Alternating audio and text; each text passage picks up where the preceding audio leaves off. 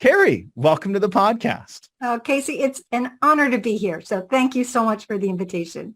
I'm excited to have you here. I got to say, when I was doing my research, I ended up with about 6-8 pages of notes. I've distilled those down to a couple pages here, but it really was a challenge because you've written you've written for decades and you've written on so many different topics that, man, there's a wealth of information that we could cover today with you. I'd love to just get in there and pull out as much as I possibly could. But I said, today I really want to focus on two main topics, that being the workplace, second acts, entrepreneurship and retirement, but also with your background and one of your passions being women's finance. I wanted to bring an element of that into the conversation as well. And while I was reviewing your bio, I noticed that you were a workplace futurist. And I said, workplace futurist. I bet that's a new term to quite a few individuals out there. I know it's a relatively new term to myself. I've seen it a few times now just because I spend so much time in this arena. But for those that don't know, what exactly is a workplace futurist? Yeah, well, Casey, that's a great question.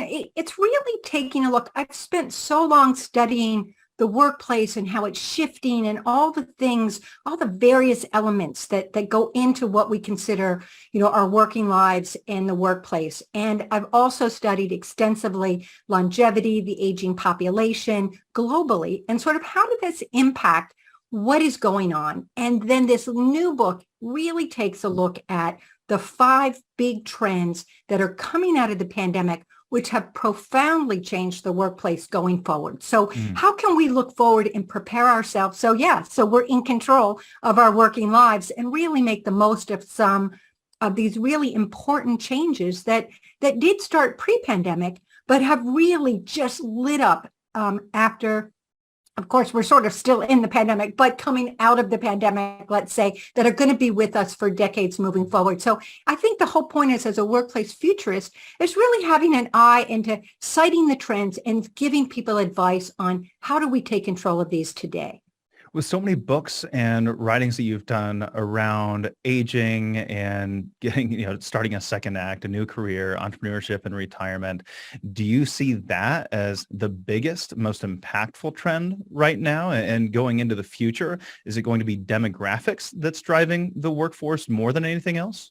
Yeah, the thing is, that's very true. I mean, population aging is really profoundly changing because there are just not as many younger workers coming up, and older workers want to stay on the job longer. And frankly, they need to in many cases in order. Can you imagine if you retired at 65 and you're living to, if say the lifespan is 85 to 90, seriously, how many people have saved enough to really finance 3 decades of not working? And so when I look at work, I think of work as not a 4-letter word. This is something that gives us financial empowerment. It gives us social network. It gives us mental stimulation. There's so many great things about it, but it is this idea that there's a shift here on where the workers are coming from. But Casey, coming out of the pandemic, all of these trends, I think, are really beneficial to the worker over 50, but the younger workers need to pay attention to this stuff too, because they're impacted very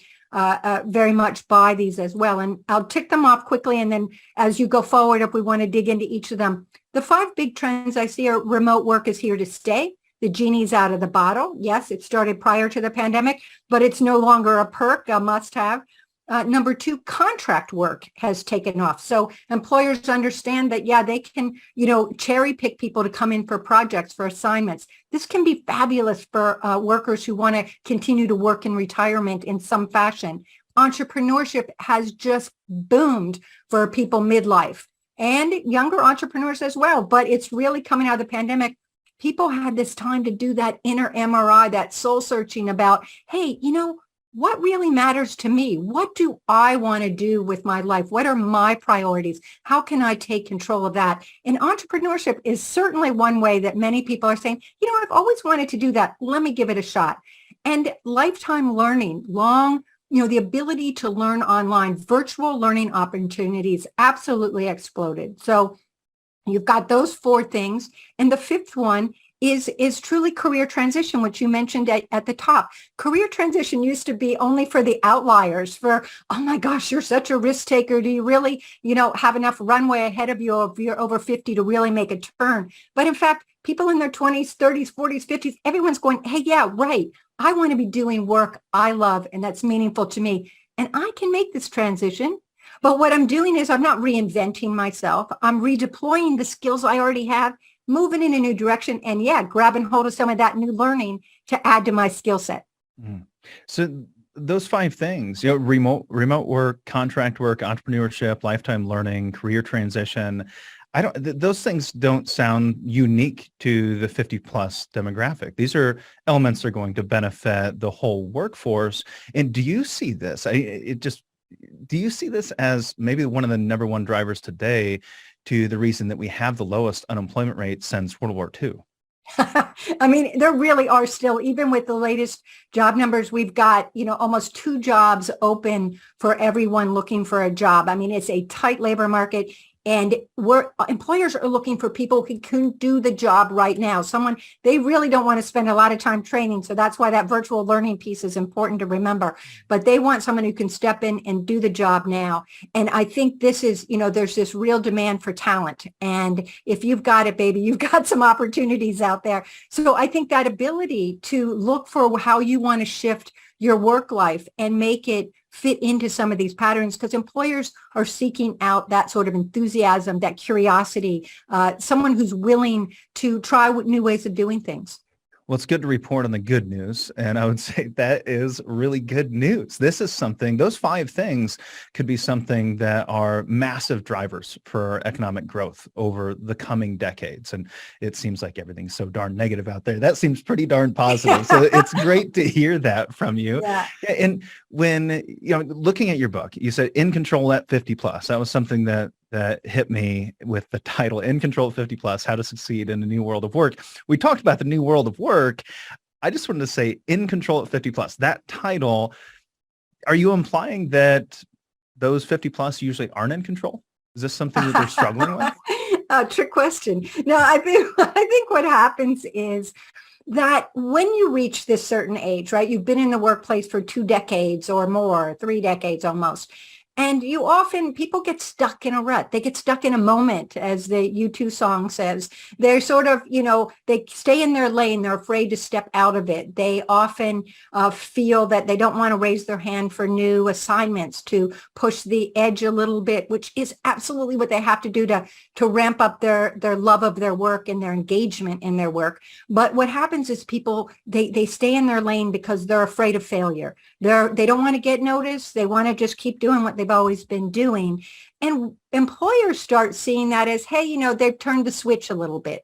They're not as engaged. They're not as involved as they once were. And they don't offer them those new assignments. They don't offer them workplace training. They get overlooked for promotions and so forth. And so, you see the tunnel slowly narrowing for someone as they get older, if they get complacent. So the importance is you can't be complacent. You have to constantly be challenging yourself, because as we said, with longevity, chances are good you're going to stay in the workplace in some respect as you age. And it's not just at this magic age of 65, you step away, because, that's an old way of thinking. It's truly an old way of thinking. And you understand the financial realities of so many people out there that when you're earning money, it is so empowering, and your ability to build financial security for yourself and also for those that you might be leaving behind for.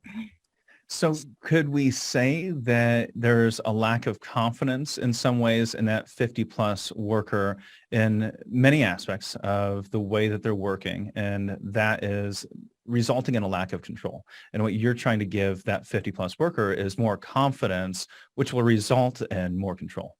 Exactly. I want them to own it. Like really, do that inner soul searching and say to yourself, what is it? What is my mission? What do I care about in the world? Don't be afraid if you start peeling things back, you're going to find nothing, because the truth of the matter is there's a core to you. And if it not, sit quietly with it. Think about these things. What is it that really matters to you? Often people think it's an employer, coming to tap you and say, oh, I'd like you to work for me. But really, you should be saying, hey, I want to be part of your organization because I believe in who you are. I believe in your mission. And you want them to see, if you're wearing that on your sleeve, how much, you really want to work someplace because they're true to who you are, then you're taking control because you're making a difference in your own way. And I just think people tend to sort of feel like they're victims or they're powerless in some way, when the reality is we have a great deal of power and a great deal of experience to bring to the workplace.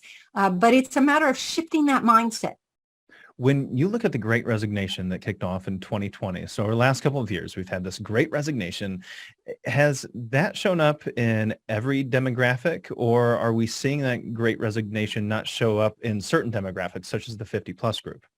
Well, I like to call it the great reimagination because, I do think I love the way you put a positive spin on everything. I do think it's people like saying, you know what, forget it. Life's too short. We all lost people we loved during COVID, the early days when we didn't know we were afraid. It was scary, right? And you're like, what it matters, what really matters. And so I think people did take that time to sit with that and say, I want to reimagine where I want to be going with my time.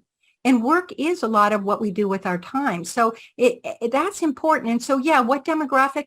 I think I saw it across the board in many ways, but I think women, particularly women who were raising families, did step away because it became, almost untenable. Or if you were caregiving for an aging adult. I mean, Casey, I had my 91-year-old mom living with me and she had dementia and I was hanging by a thread, and it was so hard to continue to work and to care for mom.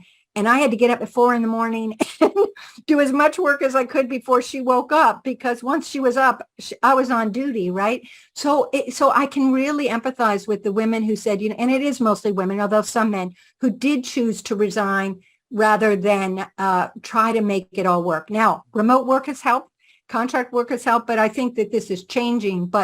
And I'm going to diverge just quickly, but I think this whole thing about everyone's got to return to the office. The office is great when you're in your 20s. I think it's fabulous for networking. But as you get older, truthfully, it was designed for, in many ways, men going off to work and women staying home and taking care of the family. People have found through remote work that people are more productive. And performance is better because you get the work done. You're not, wasting time commuting and sitting around the water cooler. So there's two sides of that argument. But I think for women, remote work is a really great thing if you're caregiving. Well, and I see it as a great thing. As an employer, what happened? We ended up losing some team members. Sure. We lost those that weren't passionate about what they were doing here at our team. The ones that we attracted were passionate, right? So there was a shuffling that created, I think, a better organization and probably a better economy, hopefully over the long run, because they have more people that are more passionate about what they're doing today. Now, when you look at that 50 plus group, you talk about this lack of confidence and concerns about being, too loud or seen. And you talked a little bit about this on Dr. Phil as well, just the risk of age discrimination as well. Do you see, and maybe you don't know the statistics, but it does seem to me that 50 plus demographic did not make the Great Resignation to the degree. We didn't see the big transitions as much in that older population of workers that we saw in those that are in their 20s, 30s, maybe 40s as well. And is part of that, if that's the case, due to this fear of, well, am I going to be able to get another job due to my age? Yeah, no, good point. I do think that there was quite a bit of shuffling in that 50 plus set. Some of that was because people took early retirements or they were laid off. Well, and as an advisor, we saw a lot of that, right? Yeah. Big shift to accelerating retirement.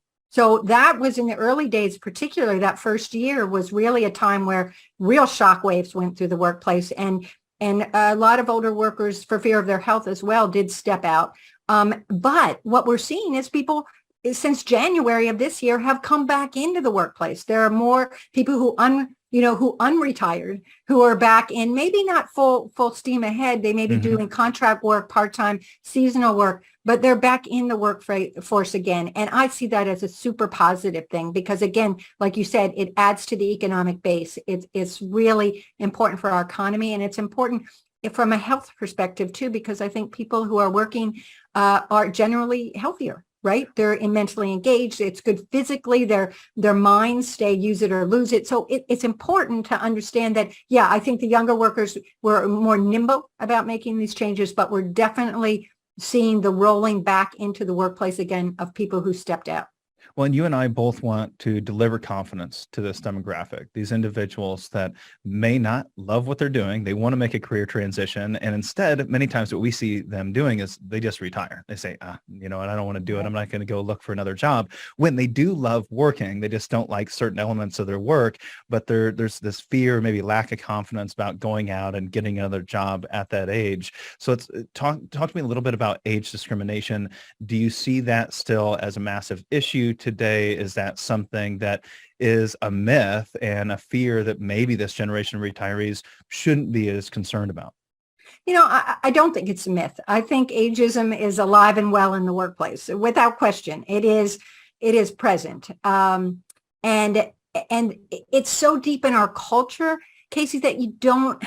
It's not just the workplace; it's everywhere, right? So it's hard to, and even. We often say people in this demographic are their own worst enemies because, you know, we sabotage ourselves by saying the language, the way we say things, you know, well, I've been doing this, you know, for decades now, or, you know, I have to catch myself saying stuff, you know, that someone will say, how long have you known so-and-so? Oh, I've known him for about 3 decades or 30 years or whoa, don't say that, you know, not in the workplace. You don't want to bring attention that you've been sometimes. But what I'm saying is, yes, it's still alive and well. What I love about remote work in this instance is it goes a long way to fighting ageism, right? Because you've got you're not side by side with somebody who's a couple decades younger than you, right? It's subliminal, but when you're being judged on your performance, your productivity, and it's just a much better gauge to your sort of value as an employee and as a team member when you don't have that subtlety of being in the workplace and having that sort of judge by your outside, by how you look. And also for remote work, if somebody has trouble with, a lot of people retire early for health issues, right?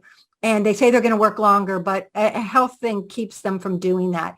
And if you can work remotely and virtually, you don't have that long commute. You don't have to worry if that's a problem for mobility issues, or if your employer doesn't have a workplace that's ergonomically correct for whatever your issue might be. This can be a real life-saving opportunity to work remotely and really kind of beat back at ageism. The other quick thing I'm going to say about ageism, which is I have this thing called Kerry's Fitness Program. So it's like my 3-part program. It's really not that hard to do, but it's essential for almost anything in your life. But the number one thing is to get physically fit. And I got to say, when I give speeches, people come up to me, a lot of times it's women, and they'll say, you know, should I dye my hair? Should I get Botox? And I'm like, you know, gosh, you know, if you really want to, by all means, you know, go do that. If it's going to make you feel great about yourself. But the most important thing you could do is to get physically fit because, and I don't mean bench pressing or running fast miles, but if you swim or walk, I walk my dog a couple miles a day, whatever you do to stay physically fit, you exude this positivity, this kind of energy. And, you know, a potential employer or a client, they don't know what they're looking at, but they want you on their team. They want to be around you. And it's this positivity that comes from physical fitness. So number one thing to fight ageism, get out there and do something to eat healthy and exercise. I know that may seem like nothing to do with work, but it has everything to do with it.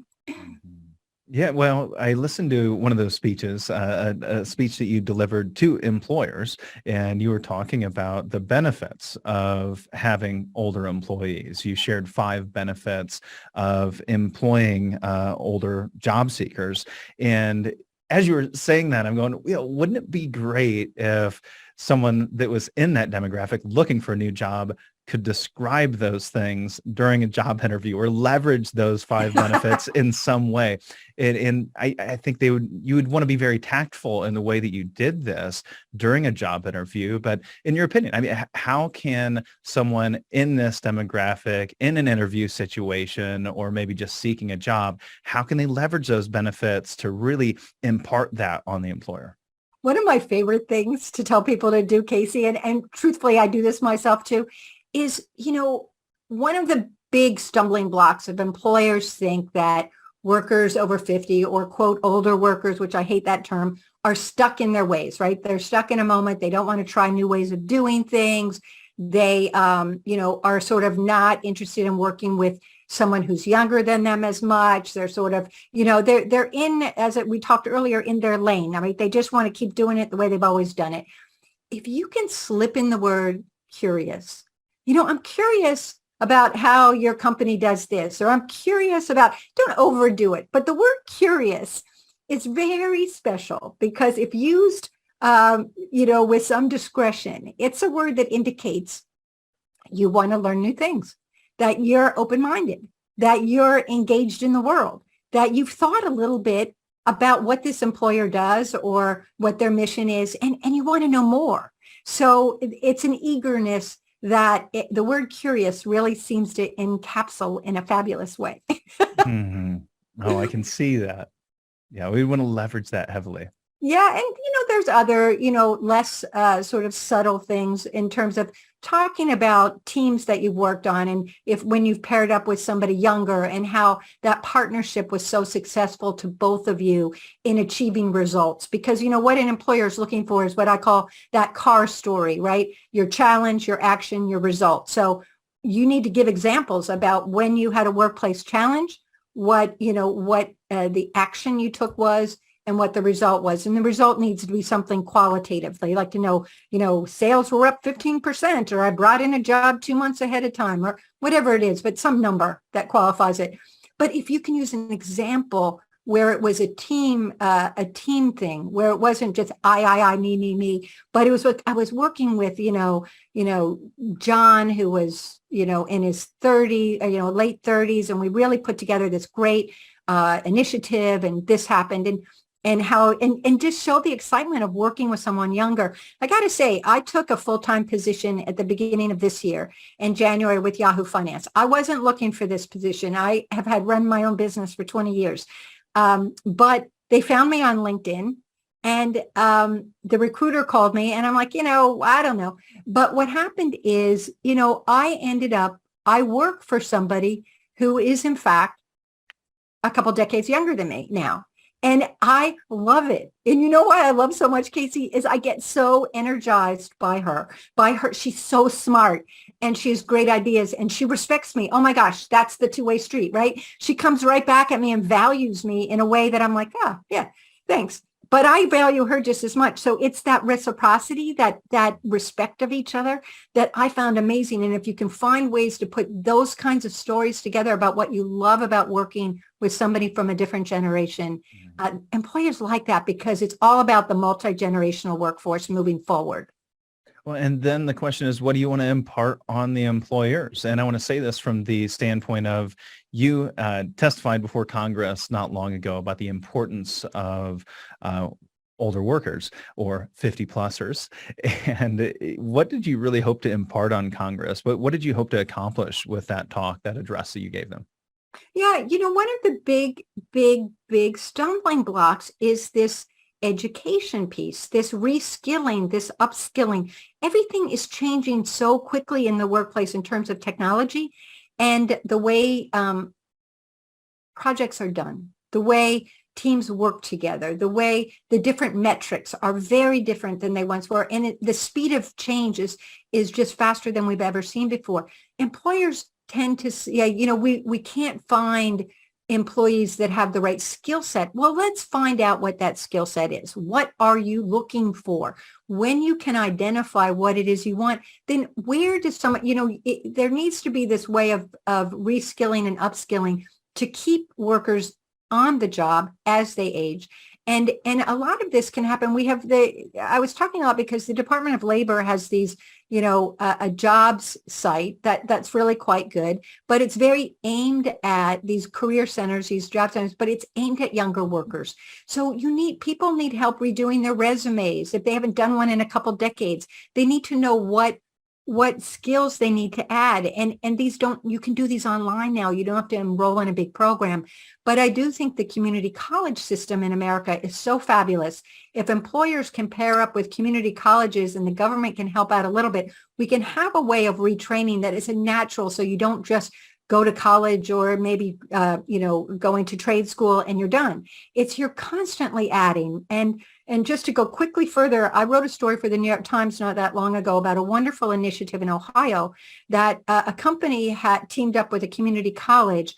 And what they had done, the college had bought these semi-trailers, the trailer units, and they bring them to the company and they've retrofitted them with school, like computer session, like little workstations.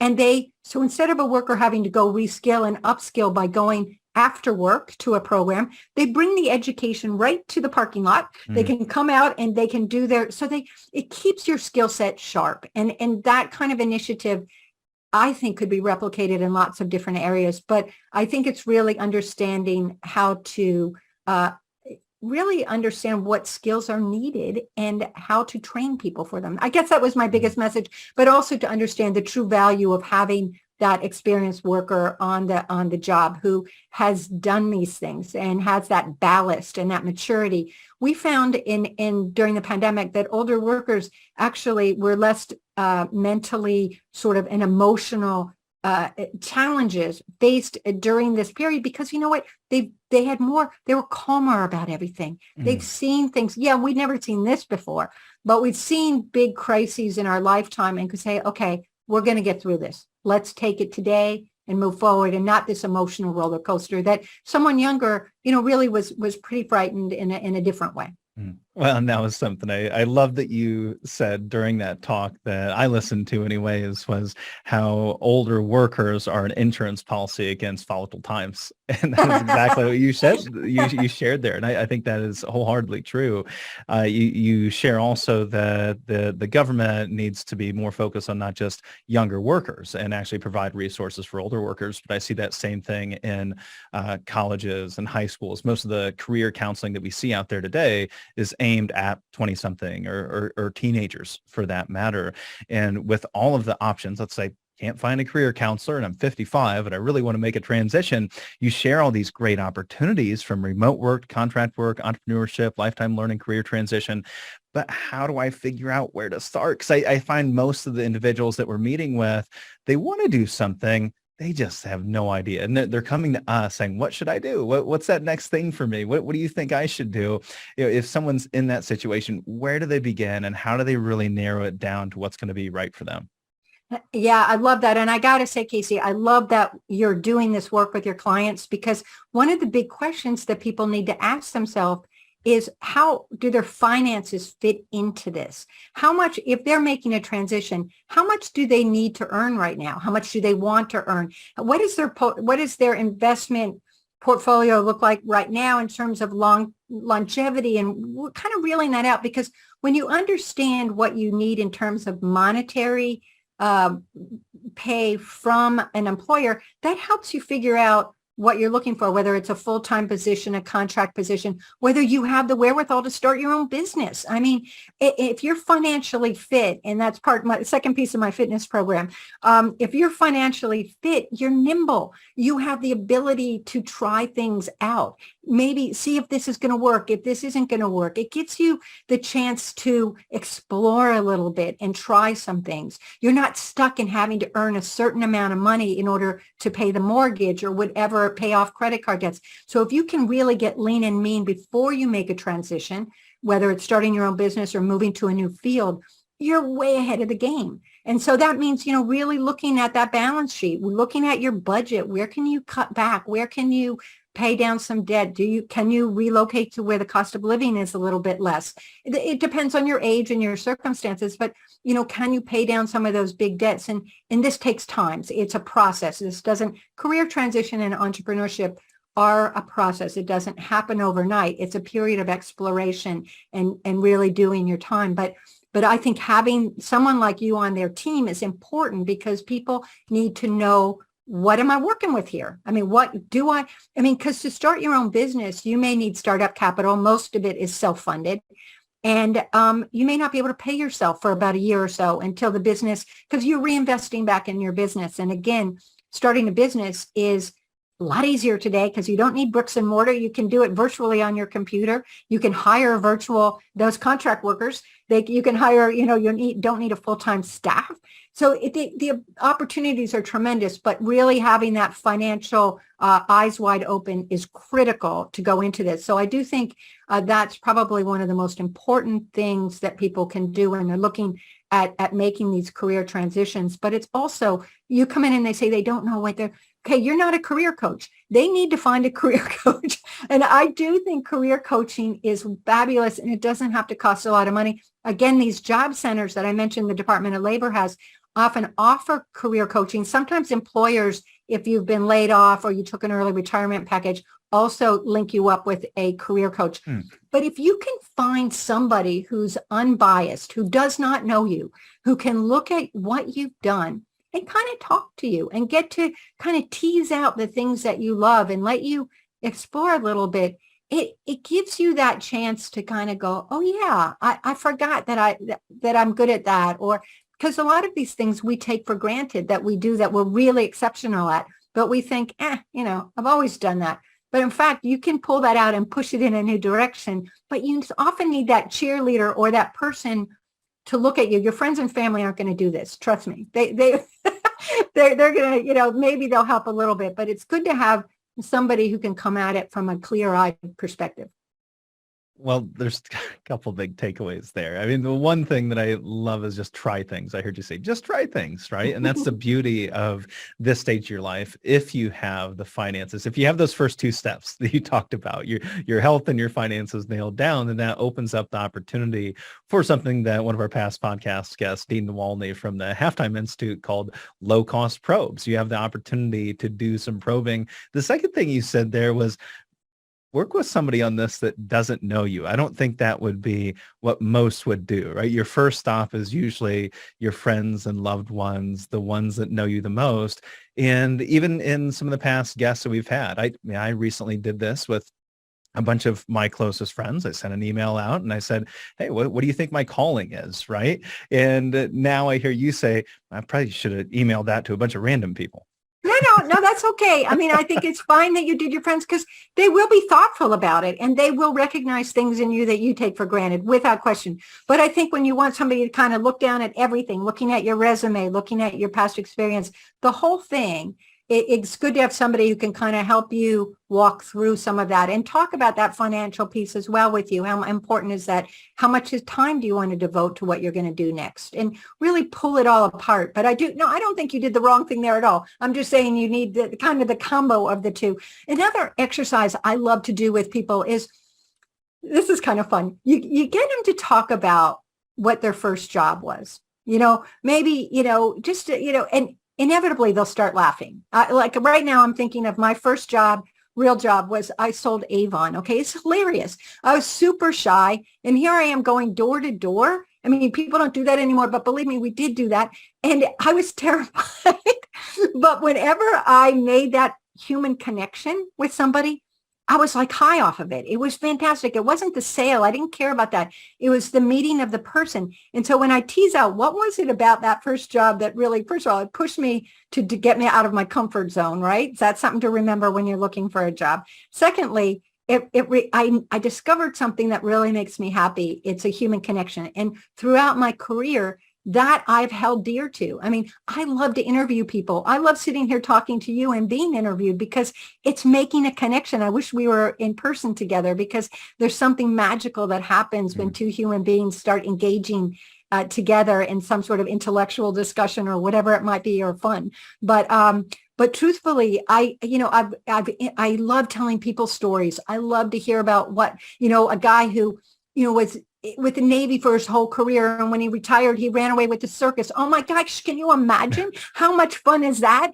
Or someone who was a botany and teacher, and then she became a chocolatier. And, I'm like, whoa, how did you go about doing that? And then, the more serious ones perhaps, but of course, running the circus, being the circus manager was actually a very big job for this guy. But I just think, I don't know. And I laughed with him. I remember asking, his name was Don Covington. He took over as the company manager for the Big Apple Circus going up and down the East Coast. His wife was a nurse. She became the wardrobe manager there. And I said, Don, this has nothing to do with the military. And he's like, oh, yes, it does. Because I redeployed a lot of those skills about, the logistics of moving people from A to B and how do I organize this? And a lot of the leadership skills he took from his military career really played out nicely and something for a kid. He loved the circus since he was a little kid in Baltimore, and everywhere he was deployed, he went to the circus. Mm-hmm. So now he's doing circus stuff. So I just got to say, open up. And when you tease out, what about your first job or something you love the most, and find out, can I find ways to replicate that in what I'm going to do next? Well, and what I often find when I'm having conversations with new individuals that don't really know me that well, they might ask me some of those questions that can lead me down that path. When everyone else already knows what you did when you were a little kid, they don't really put as much emphasis on the importance of what that is and how to bring that forward into your life. And talking to someone that doesn't have some of those biases, they might lead you down a path of asking some questions that you might just gloss over if it was someone you really knew well, such as joining the circus. Might have been missed by someone else. I think we'd be remiss if we didn't make a segue into women's finances. And in order to make that, I think a good transition could be women's careers and how women's careers have been uniquely affected over the last couple of years since the COVID pandemic. Yeah, it's been enormous, right? The number of women who did step out of the workplace, and as you mentioned, the Great Resignation, but it was because it was untenable, really, and this is huge. And women had begun to make very big strides in the workplace, and this stepping back is sort of concerning. But what I do see is employers reaching out and finding ways. And again, I do think remote work, once again, it's not remote exactly.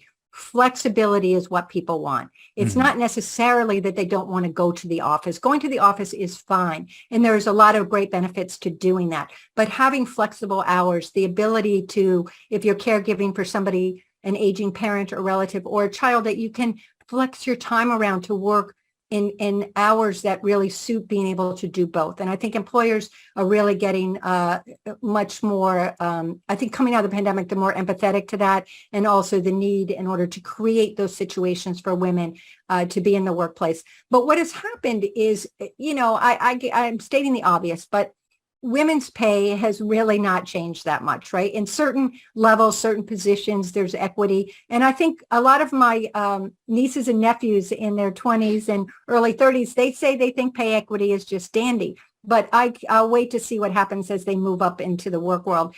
When women step out of the workplace, as traditionally they did to raise families or what have you, they'd be out 5 or 6 years.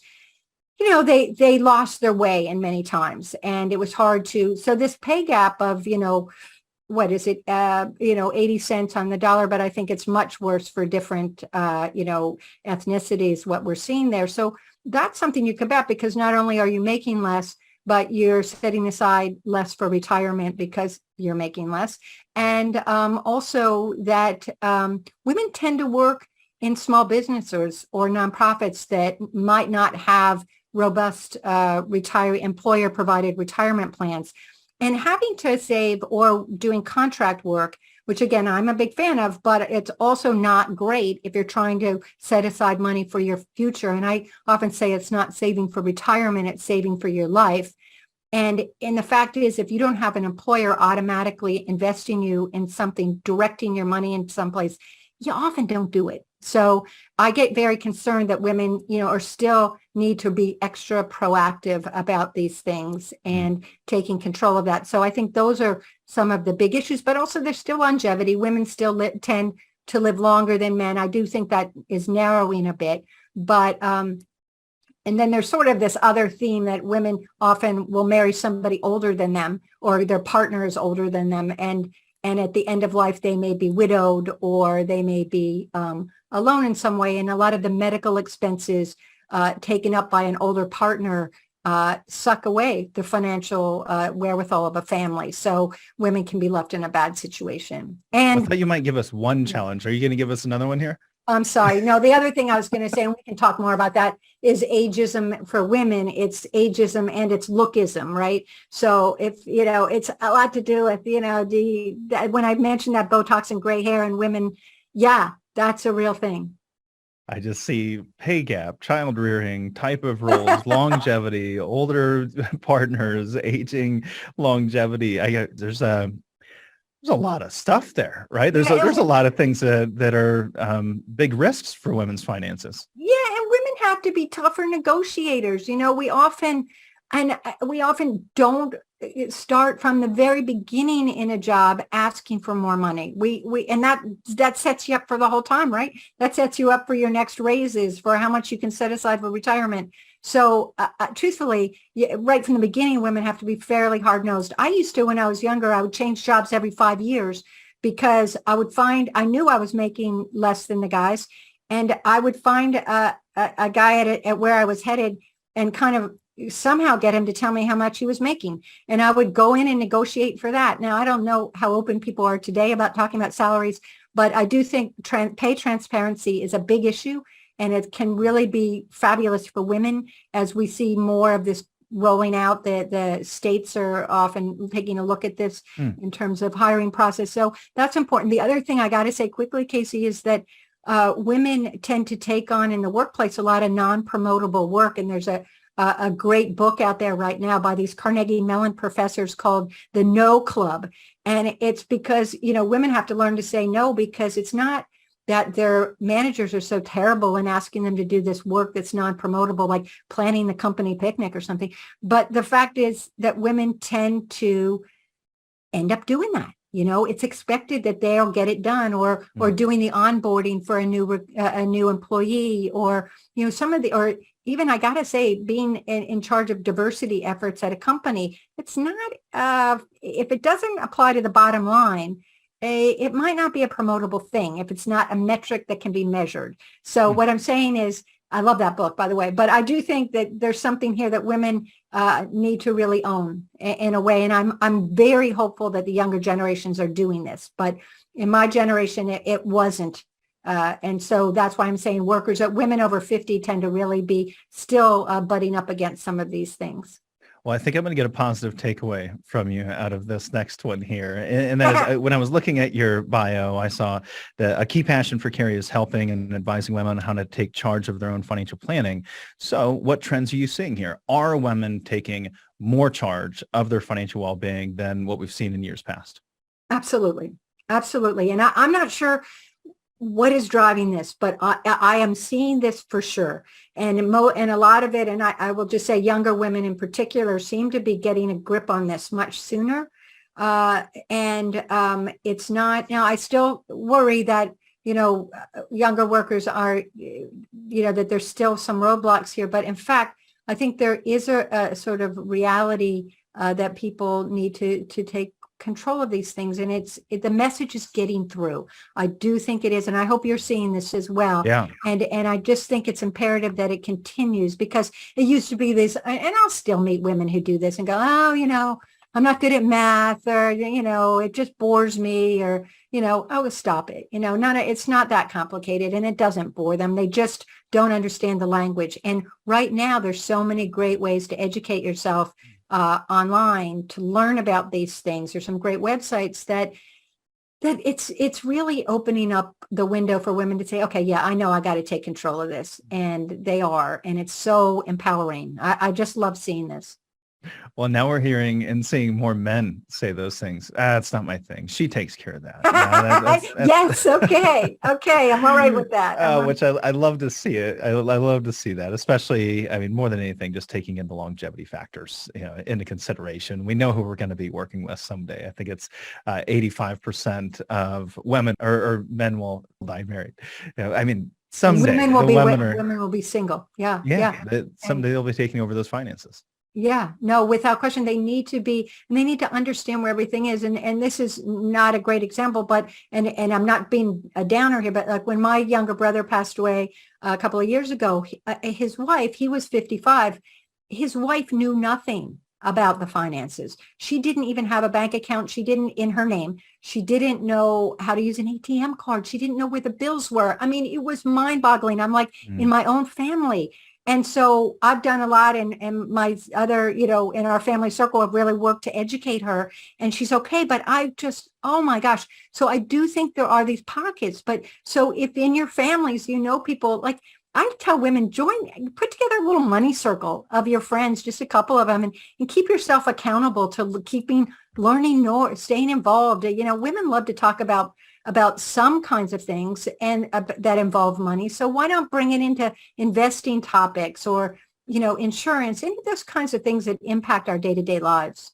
Well, and you wrote an article not long ago sharing some of the statistics around women's finances, particularly the advantages that women often have over men. Men don't have all of the strengths that women have. Women don't have all the strengths that men have. I mean, it goes both ways, but there has been some research, if you could share some of that with us, around the advantages that women have when it comes to personal finance. Yeah, thank you for asking that. I think it's so true. And I love to tell women, come on. See, here's the thing is women are fabulous investors, and why they're really good investors. And studies have shown that if you do, you show two, I think Vanguard did it, looking at two 401k plans, women and men's, and they looked at them, and women outperformed the men because of this. Women do their homework.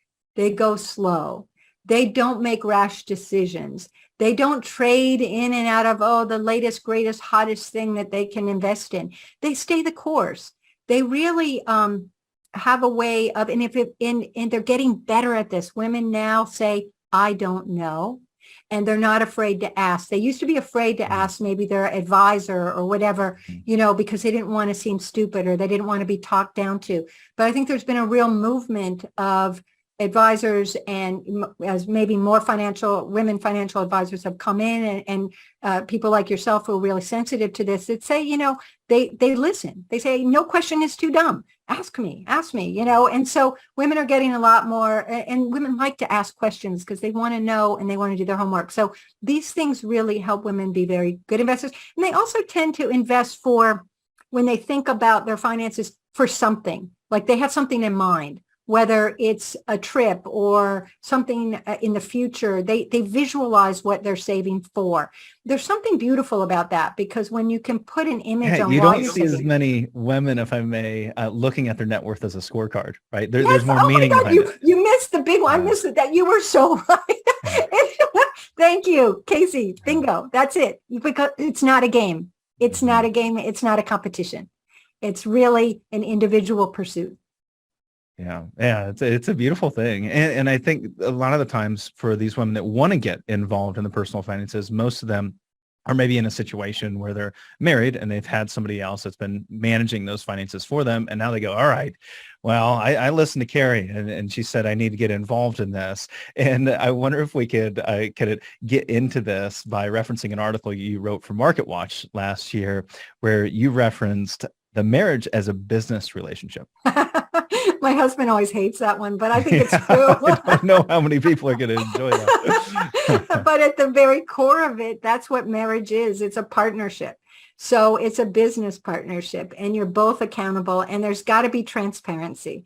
And you're each going to have different things you might want to spend on or save for or invest in, but it needs to be a respectful conversation, and it's got to be on the table. There can't be any secrets, really. So, I do this thing, and a lot of women I know are doing this too, and men.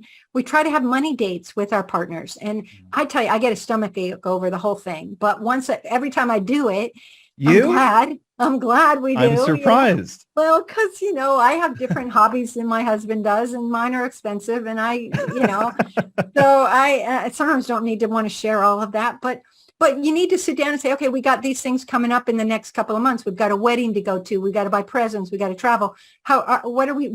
Everything, you don't have to lay out your Excel spreadsheet, but you need to be open about what expenses are ahead.